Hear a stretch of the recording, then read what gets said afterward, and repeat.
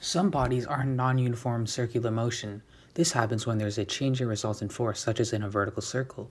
An example of a vertical circular motion is a swinging ball on a string in a vertical circle.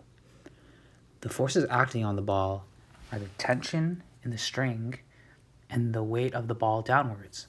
As the ball moves around the circle, the direction of the tension will change continuously, as well as the magnitude, reaching a maximum value at the bottom and a minimum value at the top. This is because the direction of the weight of the ball never changes, so the resultant force will vary depending on the position of the ball in the circle. At the bottom of the circle, T max is equal to the net force plus mg. So in this case,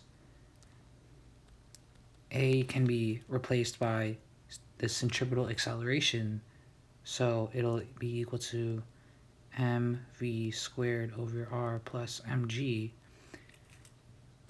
And at the top of the circle, the tension will be mv squared over r minus mg, since the tension and the weight act in the same direction. So the acceleration of the ball will be slower at the top and it'll be faster at the bottom.